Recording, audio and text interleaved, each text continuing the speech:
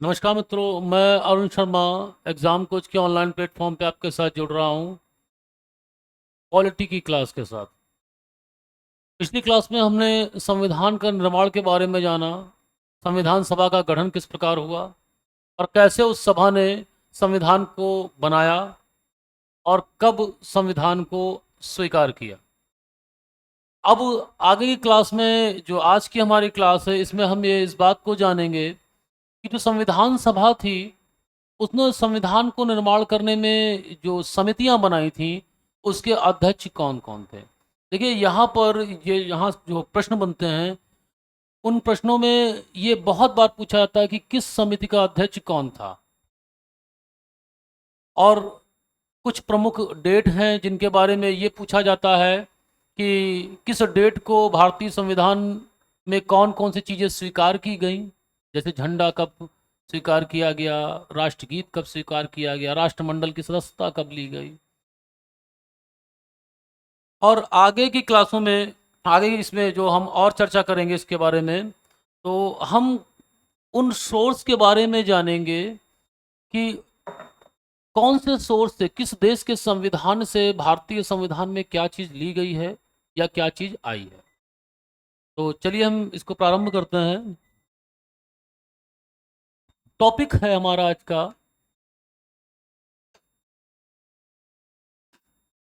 संविधान सभा की समितियां।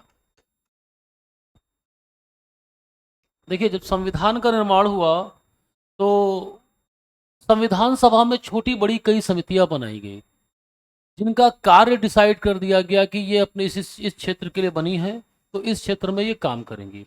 तो एग्जाम में इन समितियों के नाम दिए होते हैं और इनके अध्यक्ष का नाम पूछा जाता है, या फिर उस व्यक्ति का नाम दिया होगा और उससे जुड़ी समिति के बारे में पूछा जाएगा। तो प्रश्न का स्वरूप ये होता है। तो पहले हम जो है जानते हैं संघ संविधान समिति। जो संघ संविधान के लिए समिति बनी थी, उसके अध्यक्ष कौन थे? उसके अध्यक्ष कौन थे? तो बेटा, उसके अध्यक्ष थे जवाहरलाल नेहरू। उसके अध्यक्ष थे पंडित जवाहरलाल नेहरू। तो संघ संविधान समिति के अध्यक्ष कौन थे? पंडित जवाहरलाल नेहरू। दूसरा है संघ शक्ति समिति। जो संघ के लिए शक्ति, पावर के लिए जो बनी थी, उसकी क्या पावर होंगी उसके पास, उसकी जो समिति थी, उसके अध्यक्ष कौन थे? उसके अध्यक्ष भी जवाहरलाल नेहरू थे, पंडित जवाहरलाल नेहरू। ये तो संघ की बात हो गई। अब प्रांत की बात करते हैं। जो प्रांतों के लिए समिति बनी, उसमें प्रांत के लिए जो संविधान समिति बनी, प्रांत के लिए जो शक्ति समिति बनी, इसके अध्यक्ष कौन थे? तो प्रांत संविधान समिति, इसके अध्यक्ष कौन थे? सरदार वल्लभ भाई पटेल। जो प्रांतों के लिए समिति बन रही है, उसके अध्यक्ष कौन है? सरदार वल्लभ भाई पटेल। आगे देखिए, जो प्रांत की शक्ति समिति होगी, मतलब जो प्रांतों को क्या क्या शक्तियां होंगी, उसकी जो समिति बनी, उसके अध्यक्ष कौन थे? वल्लभ भाई पटेल।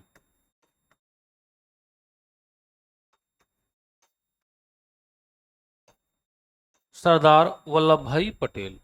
मतलब आप ये समझिए, जो संघ का दायित्व था वो पंडित जवाहरलाल नेहरू के पास था, और जो प्रांतों के लिए दायित्व था वो सरदार वल्लभ भाई पटेल के लिए था। यहाँ पर शक्ति और संविधान का मतलब, जो संविधान केंद्र के लिए बनाया जा रहा था, उस संविधान के बारे में है। और जो प्रांतों के लिए बना उसके बारे में है। पावर मतलब उन दोनों लोगों को क्या क्या शक्तियां होंगी, प्रांत की क्या अपनी शक्तियां होंगी, क्या सीमाएं होंगी, केंद्र की अपनी क्या शक्तियां होंगी, क्या सीमाएं होंगी, इसके बारे में जो समिति बनी उनके ये दो अध्यक्ष थे। चलिए अब आगे बढ़ते हैं। ये समिति बहुत बार एग्जाम में पूछी जाती है, बहुत बार पूछी जाती है कि मूल अधिकार एवं अल्पसंख्यक समिति, मूल अधिकार एवं अल्पसंख्यक समिति।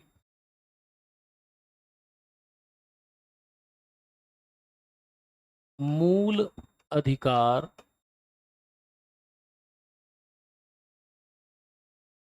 एवं, देखिए इसमें दो नाम है बेटा, अल्पसंख्यक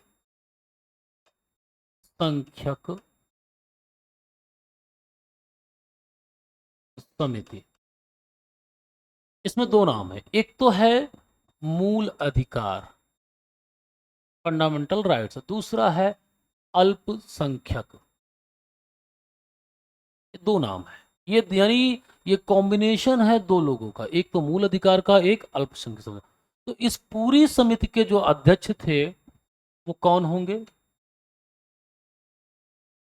कौन अध्यक्ष होंगे इसके? वल्लभ भाई पटेल, सरदार वल्लभ भाई पटेल। यानी मूल अधिकार और अल्पसंख्यक समिति के जो अध्यक्ष हैं वो है सरदार वल्लभ भाई पटेल। अब ये समिति दो भागों में टूटती है, एक तो टूटेगी मूल अधिकार उप समिति और दूसरी टूटेगी अल्पसंख्यक उप समिति। यानी पहली जो मेन समिति है उसका नाम है मूल अधिकार एवं अल्पसंख्यक समिति, फिर ये अपने अपने भागों में डिवाइड हो जाएगी, एक मूल अधिकार और दूसरा अल्पसंख्यक समिति। देखिए जो मूल अधिकार था उनके थे जे.बी. कृपलानी, जो इसके अध्यक्ष थे मूल अधिकार उप समिति के जे.बी. कृपलानी थे, और जो अल्पसंख्यक समिति थी उसके अध्यक्ष थे एच.सी. मुखर्जी, एच.सी. मुखर्जी। तो मूल अधिकार एवं अल्पसंख्यक समिति के अध्यक्ष सरदार वल्लभ भाई पटेल, मूल अधिकार उप समिति के अध्यक्ष जे.बी. कृपलानी, मूल अधिकार सॉरी अल्पसंख्यक उप समिति के अध्यक्ष कौन थे? एच.सी. मुखर्जी। ठीक है, चलिए आगे बढ़ते हैं। आगे है कि संचालन समिति, संचालन समिति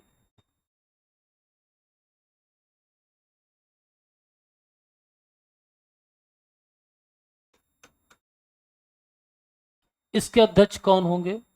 डॉक्टर राजेंद्र प्रसाद। ये हमारे संविधान सभा के अध्यक्ष भी थे और भारत के पहले राष्ट्रपति भी बने, डॉक्टर राजेंद्र प्रसाद। ये संविधान सभा के संचालन समिति के अध्यक्ष थे। और अगला है झंडा समिति, एग्जाम में बहुत बार पूछा गया है, झंडा समिति या राष्ट्र ध्वज समिति, दोनों एक ही बात है। इसके भी अध्यक्ष थे डॉक्टर राजेंद्र प्रसाद। जे.बी. कृपलानी देखने को मिलता है कहीं कहीं, वो गलत लिखा हुआ है, यहाँ पर इसके अध्यक्ष होंगे डॉक्टर राजेंद्र प्रसाद। इतनी बात आप लोग को क्लियर हुई। अब सबसे महत्वपूर्ण एक समिति थी जिसे अक्टूबर में बनाया गया था, जब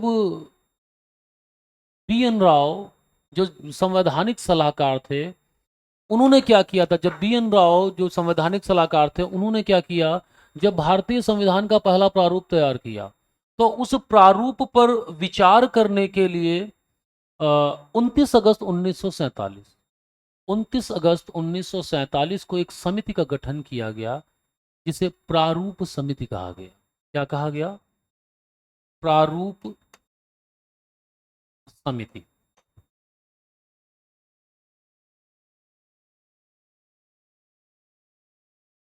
ये समिति बनी थी, जो पहला प्रारूप था उस पर विचार करेंगे और आगे का डिसीजन लेंगे, और बाद में मूल रूप से इसी समिति ने के अध्यक्ष द्वारा संविधान प्रस्तुत किया गया, उसका वाचन हुआ, विचार विमर्श हुआ और इनके द्वारा पारित प्रस्ताव रखा गया प्रस्ताव के द्वारा संविधान को स्वीकार किया गया। तो प्रारूप समिति के अध्यक्ष जो हैं बेटा, वो हैं डॉक्टर भीमराव भीमराव अंबेडकर। डॉक्टर भीमराव अंबेडकर ये इसके अध्यक्ष थे। तो आप याद रखिएगा, प्रारूप समिति के अध्यक्ष कौन है? डॉक्टर भीमराव अंबेडकर। अब इसके जो सदस्य थे उनके बारे में भी पूछा जाता है, तो इसके एक एक सदस्य का हम देखेंगे।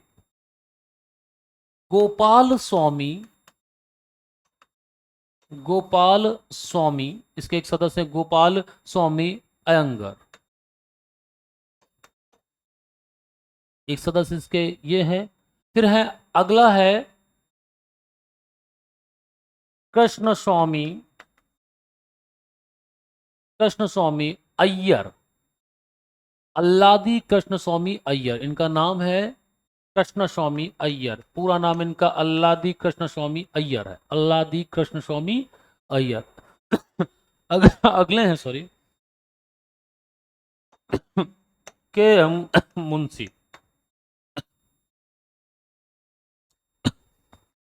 अगले जो सदस्य इसके हैं वो के एम मुंशी हैं। तो अध्यक्ष भीमराव अंबेडकर, गोपाल स्वामी अयंगर एक सदस्य, दूसरे कृष्ण स्वामी अय्यर, तीसरे हैं के एम मुंशी। फिर आगे हैं मोहम्मद सादुल्ला। इसके अगले सदस्य हैं मोहम्मद सादुल्ला।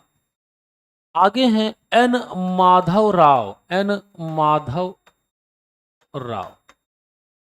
देखिए, एन माधव राव इस समिति के सदस्य नहीं थे, इन्हें बाद में बनाया गया। बी एल मित्र इसके ओरिजिनल जो सदस्य, जब समिति का गठन हुआ 29 अक्टूबर 1947 को, तो इसके जो मेन सदस्य थे, मतलब इस समिति में, वो थे बी एल मित्र। लेकिन बी एल मित्र का स्वास्थ्य ठीक नहीं था, तो उन्होंने क्या दिया? त्यागपत्र दे दिया, और उनकी जगह पर इनको रखा गया एन माधव राव को। तो एन माधव राव किसके स्थान पर आए? बी एल मित्र के स्थान पर आए। ये बात आप ध्यान रखिएगा। अगला है T T Krishnamachari, T T Krishnamachari.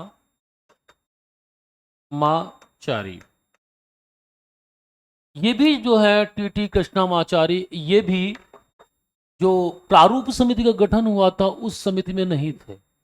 इन्हें टीपी खेतान, डीपी खेतान के स्थान पर रखा गया, क्योंकि उनकी मृत्यु हो गई थी और ये जो स्थान था वो खाली था, तो इनकी जगह पर, उनकी जगह पर ये टी टी कृष्णामाचारी रखे गए। तो आप ध्यान रखिएगा, प्रारूप समिति के अध्यक्ष डॉक्टर भीमराव अंबेडकर हैं।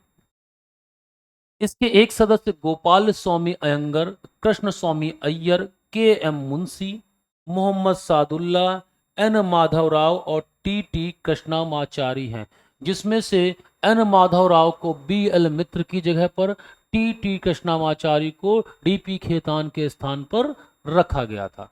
इतनी बात क्लियर हो गई? तो एक बार इसको फिर से आप देख लीजिए। तो हम प्रमुख समितियों की बात कर रहे थे। तो हमने पहला आपको संघ संविधान समिति के बारे में बताया है, जिसके अध्यक्ष जवाहरलाल नेहरू। संघ शक्ति समिति के बारे में बताया, जिसके अध्यक्ष जवाहरलाल नेहरू। प्रांत संविधान सदस्य के अध्यक्ष, प्रांत संविधान समिति के अध्यक्ष वल्लभ भाई पटेल, सरदार वल्लभ भाई पटेल। प्रांत शक्ति समिति के अध्यक्ष सरदार वल्लभ भाई पटेल। फिर आगे एक समिति बनी मूल अधिकार एवं अल्पसंख्यक समिति, जिसके अध्यक्ष सरदार वल्लभ भाई पटेल। फिर ये दो भागों में डिवाइड हुई, एक मूल अधिकार उप समिति और दूसरी क्या बनी? अल्पसंख्यक उप समिति। मूल अधिकार उप समिति के अध्यक्ष थे जे बी कृपलानी और अल्पसंख्यक उप समिति के अध्यक्ष थे आपके एच सी मुखर्जी। आगे आपको संचालन समिति देखने को मिलेगी, राजेंद्र प्रसाद। झंडा समिति डॉक्टर राजेंद्र प्रसाद। प्रारूप समिति अध्यक्ष डॉक्टर भीमराव अंबेडकर। एन गोपाल स्वामी अयंगर सदस्य हैं। अल्लादी कृष्ण स्वामी अय्यर सदस्य हैं। K M Munshi, Mohammad Saadulla, N Madhav Rao, T T Krishnamachari, जिसमें N Madhav Rao B L Mitra की जगह पर और टी कृष्णमाचार्य डीपी खेतान की के स्थान पर यहाँ पर नियुक्त किए गए। ठीक है, इतनी बात क्लियर हुई। तो ये प्रमुख समितियां थी जो एग्जाम में पूछी जाती हैं, पूछी गई हैं, जिसमें से महत्वपूर्ण क्या है उनके बारे में हम थोड़ा देख लेते हैं, जो एग्जाम में पिछले बार पुराने पेपरों में पूछी गई हैं। एक तो प्रारूप समिति, दूसरी झंडा समिति, मूल अधिकार उप समिति, मूल अधिकार उप समिति, मूल अधिकार, ये दोनों समितियां बहुत इंपॉर्टेंट है। इसके बाद चलिए, तो हमारी प्रमुख समितियां हो गई। अब इसमें कुछ डेट हैं जिसके आधार पर पूछा जाता है कि राष्ट्रध्वज को कब अपनाया गया। बहुत बार एग्जाम में पूछा गया, बहुत बार एग्जाम में पूछा गया है। राष्ट्रगान कब अपनाया गया, राष्ट्रगीत कब अपनाया गया, तो इनके बारे में चर्चा कर लेते हैं। तो आप देखिए इधर, सबसे पहले है कि राष्ट्रध्वज एग्जाम में बहुत पूछा गया है। तो राष्ट्रध्वज, जो राष्ट्रध्वज है भारत का, उसे कब अपनाया गया, तो इसकी जो डेट है बेटा वो ध्यान रखिएगा, एग्जाम में पूछी गई है। 22 जुलाई 1947। 22 जुलाई 1947 को राष्ट्रीय ध्वज को संविधान सभा ने अपनाया। कौन सी डेट थी? 22 जुलाई 1947। झंडा समिति या राष्ट्रीय ध्वज समिति के अध्यक्ष कौन थे? डॉक्टर राजेंद्र प्रसाद। इतनी बात क्लियर हुई। फिर 24 जनवरी, फिर है कि अब भारत स्वतंत्र तो जरूर था, स्वतंत्र हो गया था, हम लोग स्वतंत्र थे, इंडिपेंडेंट हो गए थे, हम अपना संविधान बना रहे थे।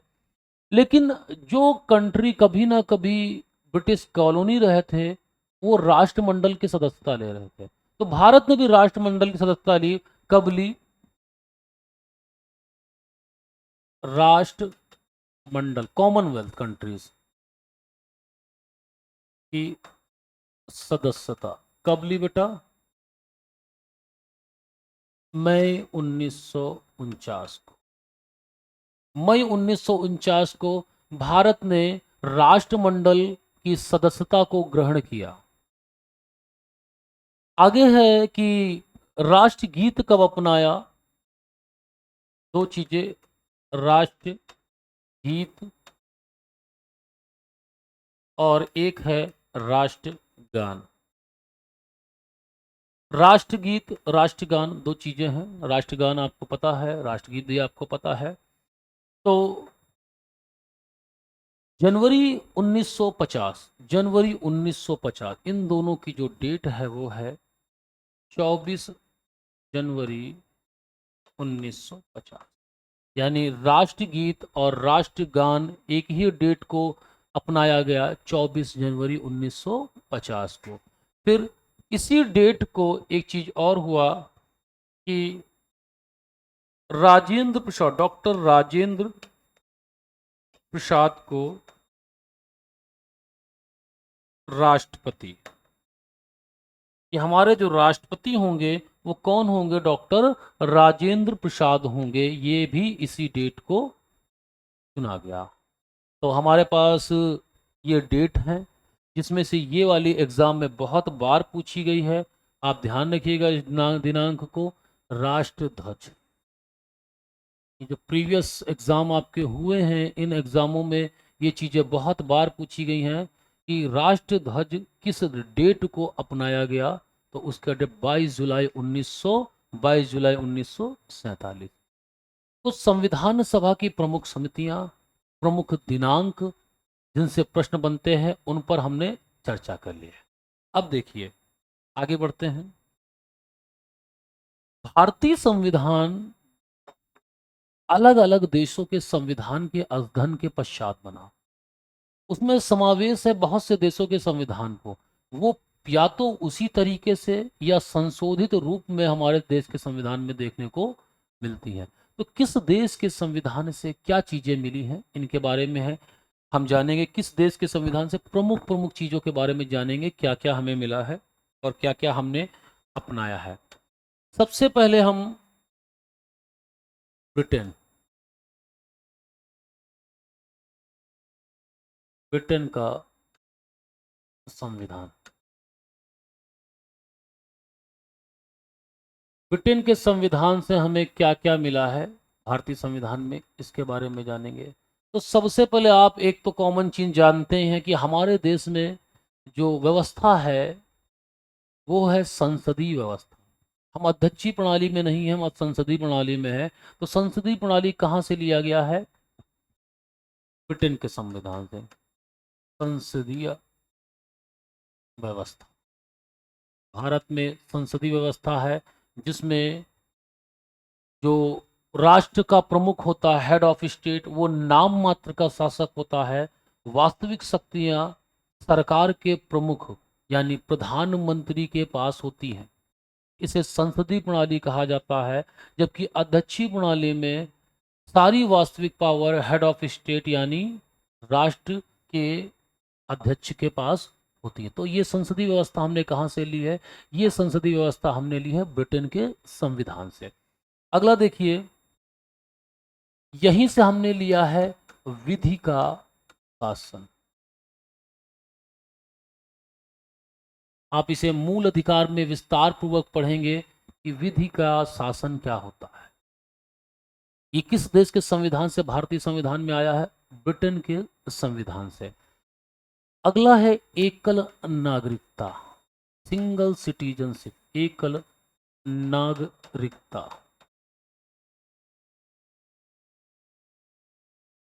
भारत में जो नागरिकता है, सिटीजनशिप है, वो एकल है। मतलब सबके पास एक ही नागरिकता होगी, वो है भारत की नागरिकता। राज्यों की अपनी कोई नागरिकता नहीं है, केवल और केवल भारत की ही नागरिकता है। तो तीन प्रमुख बिंदु हैं जो संविधान में लिए गए हैं, और भी हैं लेकिन ये तीन ही सबसे प्रमुख जो एग्जाम में पूछे जाते हैं। तो पहला है संसदीय व्यवस्था, दूसरा विधि का शासन और तीसरा है एकल नागरिकता। फिर अगला जो देश हमारे पास है वो है अमेरिका। तो अमेरिकी संविधान या अमेरिका का संविधान,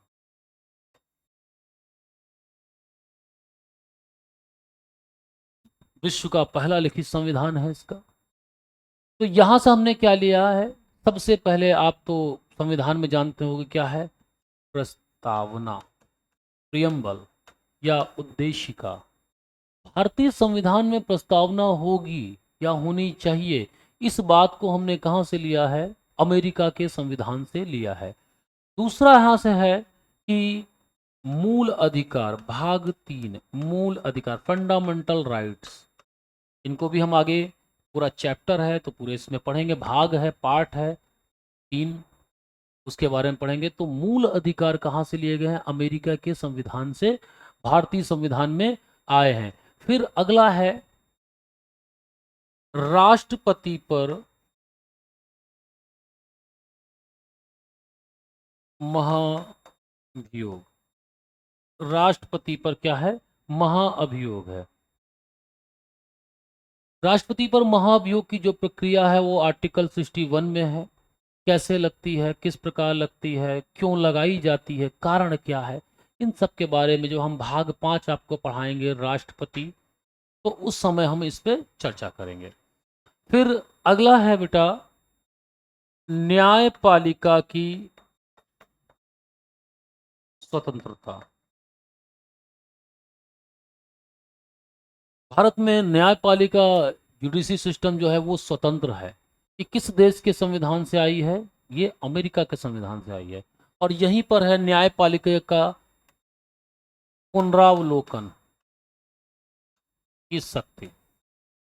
जो न्यायपालिका की पुनरावलोकन की शक्ति है वो भी अमेरिकी संविधान से आई है। और पद जो है उपराष्ट्रपति, उपराष्ट्रपति का पद, ये भी अमेरिका के संविधान से लिया गया है। तो अमेरिकी संविधान से प्रस्तावना, मूल अधिकार, राष्ट्रपति पर महाभियोग, न्यायपालिका की स्वतंत्रता, न्यायपालिका की पूर्वावलोकन शक्ति और उपराष्ट्रपति का पद। ये सब चीजें कहाँ से ली गई हैं?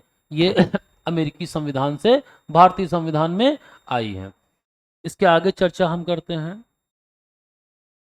इसके आगे है आयरलैंड का संविधान।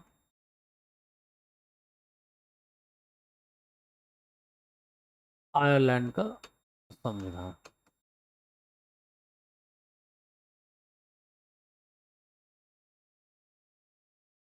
देखिए, आयरलैंड के संविधान से हमारे देश में क्या लिया गया? सबसे पहले डीपीएसपी, राज्य के नीति निदेशक तत्व। क्या है?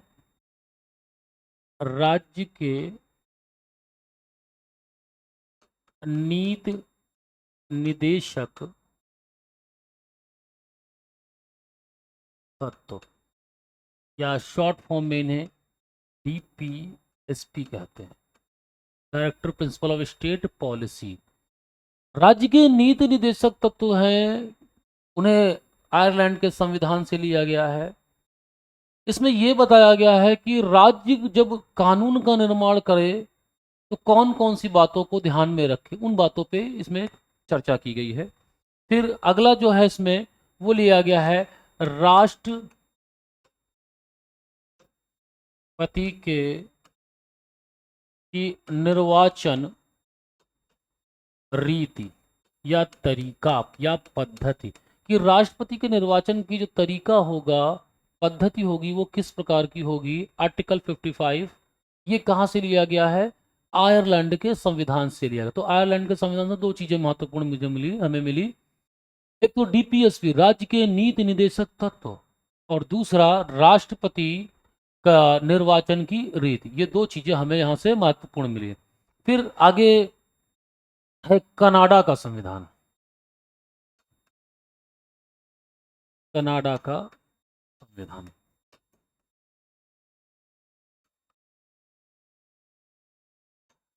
अब हमारे यहाँ संघीय व्यवस्था है, फेडरल सिस्टम है। तो इसमें जो आयाम लिया गया वो क्या लिया गया है कि जो केंद्र है, सशक्त केंद्र, मतलब मजबूत केंद्र, सशक्त केंद्र के साथ संघीय व्यवस्था, मतलब केंद्र बहुत मजबूत है। इसीलिए आप पढ़ेंगे भारतीय संविधान में यूनियन शब्द का इस्तेमाल किया गया है, ना कि फेडरल। यूनियन मतलब संघ का, फेडरल यानी संघीय।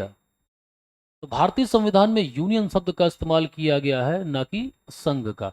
तो यहाँ पर केंद्र, मजबूत केंद्र के साथ संघीय व्यवस्था, मजबूत केंद्र के साथ संघीय व्यवस्था कहाँ से लिया गया है? कनाडा के संविधान से लिया गया है। अगला जो इसका इंपॉर्टेंट है वो है केंद्र द्वारा राज्यों में राज्यपाल की नियुक्ति। केंद्र द्वारा राज्यों में राज्यपाल की नियुक्ति। देखिए, राज्यपाल की नियुक्ति की जाती है केंद्र में, और आपको पता होगा राज्यपाल की रिपोर्ट के आधार पर राष्ट्रपति शासन लग जाता है राज्यों में।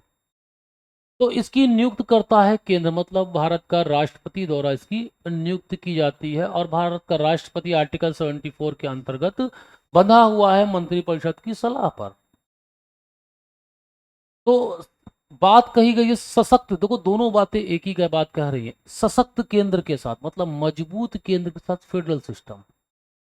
और जब केंद्र के द्वारा राज्यपाल की नियुक्ति होती है तो ये प्रतीत होता है कि केंद्र वैसे भी मजबूत पोजीशन में है। ठीक है, आगे देखते हैं। आगे हमारे पास है ऑस्ट्रेलिया का संविधान। किसका? ऑस्ट्रेलिया का संविधान।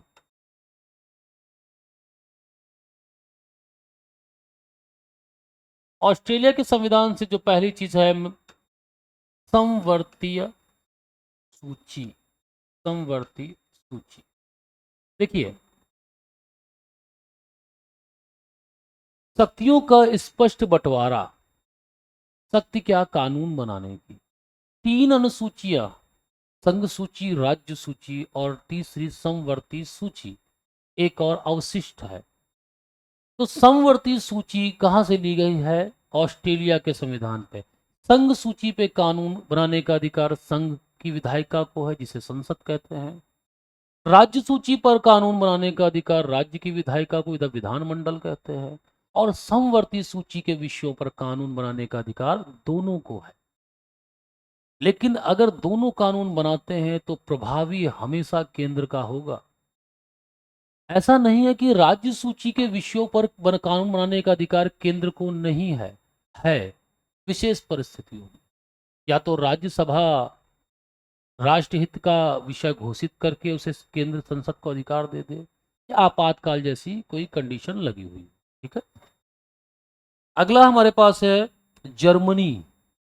सॉरी, समवर्ती हो गई। इसका एक पॉइंट और है कि जो संसद की संयुक्त बैठक है, संसद की संयुक्त बैठक, आर्टिकल 108। आपको पता होगा कि president of India joint session बुलाते हैं, संयुक्त बैठक बुलाते हैं। जब भी किसी विधेयक पर दोनों सदन की सहमति ना बन पा रही हो, दोनों सदन सहमत ना हो, तब उस कंडीशन में राष्ट्रपति आर्टिकल 108 के अंतर्गत दोनों सदनों, जो दोनों सदन हैं उनका ज्वाइंट सेशन बुलाता है, यानी संयुक्त बैठक बुलाता है, ताकि इस समस्या का निपटारा हो सके, दोनों सदन किसी एक बात पर सहमत हो जाएं। तो ये कहाँ से ली गई है? ये लिया गया है ऑस्ट्रेलिया के संविधान से। अगला है जर्मनी।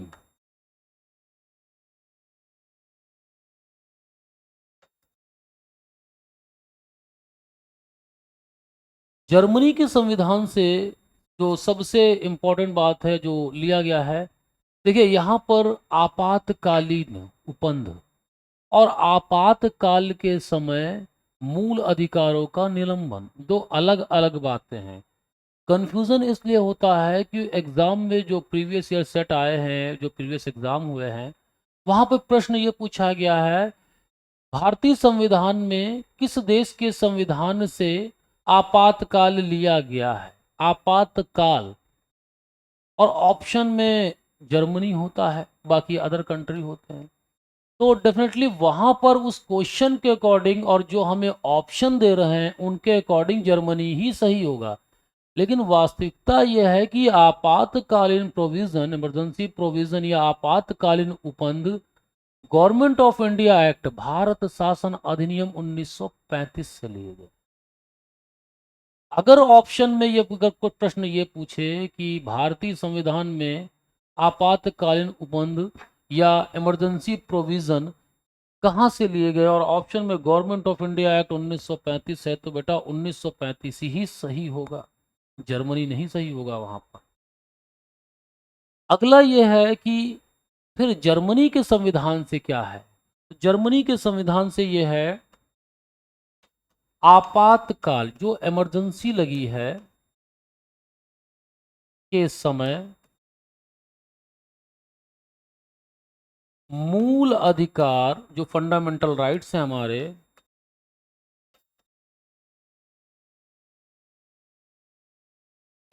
का निलंबन, मतलब उनका सस्पेंशन, मूल अधिकार क्या होंगे?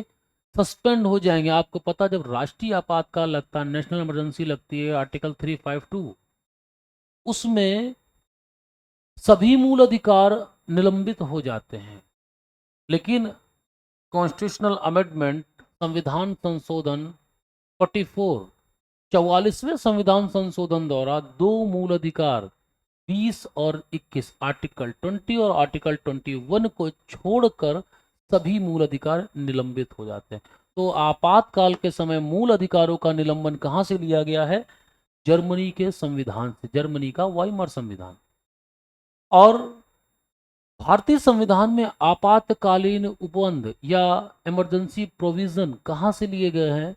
Government of India act 1935। तो इस चीज को आप ध्यान रखिएगा जो प्रश्न पूछे गए हैं उसमें ऑप्शन के अकॉर्डिंग जो सबसे करीब सही होता वही चुना जाता है।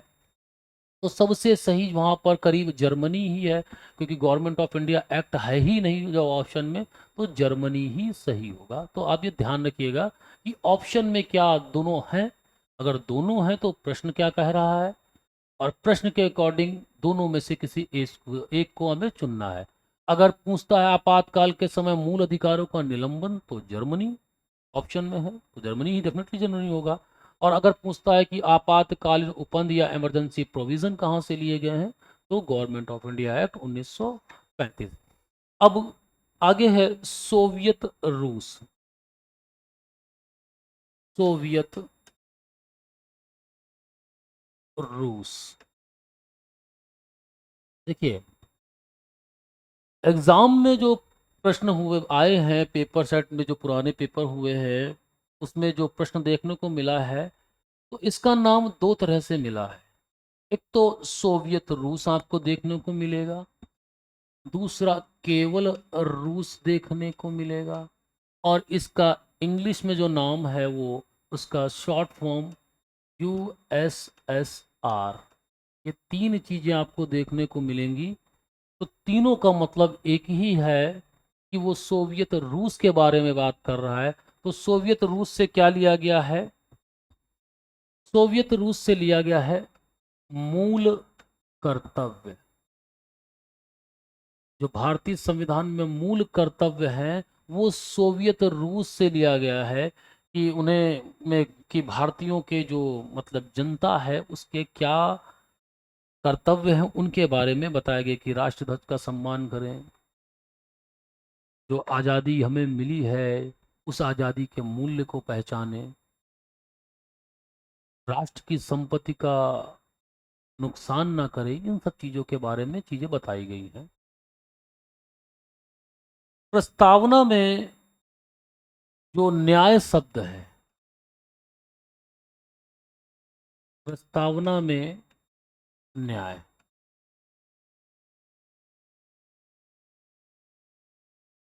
जो हमारी प्रियम्बल है उसमें न्याय शब्द आया है, तो न्याय शब्द भी आपका सोवियत रूस से ही लिया गया है। आप समझ रहे हैं, मूल कर्तव्य और प्रस्तावना में न्याय, दो चीजें वहां से देखने को मिलती है। आगे है फ्रांस। फ्रांस का संविधान,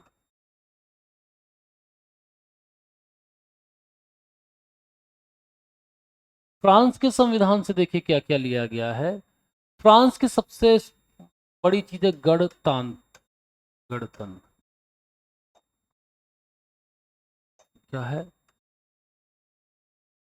गणतंत्र या गणतंत्रात्मक, रिपब्लिक। क्या है रिपब्लिक, देखिए राष्ट्र का अध्यक्ष जब वंशानुगत ना हो, वो निर्वाचित हो, तो इसे कहते हैं गणतंत्र। तो ये कहाँ से लिया गया है, ये फ्रांस से लिया गया है। और प्रस्तावना में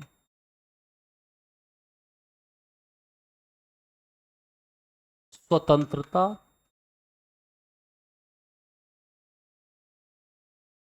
प्रस्तावना में स्वतंत्रता, समता और बंधुत्व, समता और बंधुत्व। जब हम आपको पढ़ाएंगे भी प्रस्तावना, प्रियम्बल स्टार्ट करेंगे, तो उसमें इन शब्दों को एक्सप्लेन करेंगे कि क्या मतलब है इनका, और ये क्यों इतने इम्पोर्टेंट हैं जो प्रस्तावना में रखे गए, और संविधान पे कहाँ कहाँ मिलते हैं। तो स्वतंत्रता, समता और बंधुत्व प्रस्तावना में कहाँ से लिए गए हैं, फ्रांस के संविधान से। फिर दक्षिण अफ्रीका, दक्षिण अफ्रीका का जो संविधान है, यहां से क्या लिया गया है, संविधान संशोधन।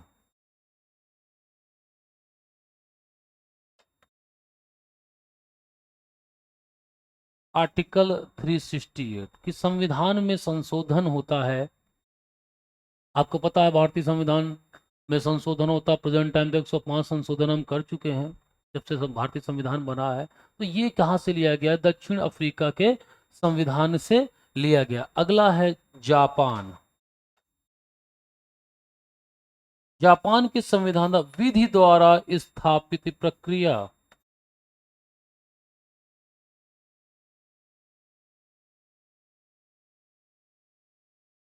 विधि द्वारा स्थापित प्रक्रिया, ये जापान के संविधान से लिया गया। तो भारतीय संविधान में जो चीजें आई हैं उनका सोर्स क्या है और किस देश के संविधान से क्या लिया गया है, ये चीजें हमने यहाँ पे देखी। अब अंतिम पॉइंट पे डिस्कस कर लेते हैं। देखिए, जो भारतीय संविधान है,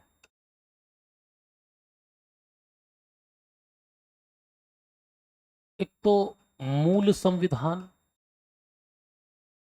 और अगला है वर्तमान। मूल संविधान में बेटा अनुच्छेद 395 अनुच्छेद और शेड्यूल यानी अनुसूचियां 8 थी। और वर्तमान में आर्टिकल 395 भाग 22 अनुसूचियां 12 और वर्तमान समय तक संशोधन कितने हो गए हैं? 105। तो ये कभी कभी एग्जाम में, कुछ एग्जामों में, जैसे पेट का एग्जाम आने वाला तो पूछ लेता है।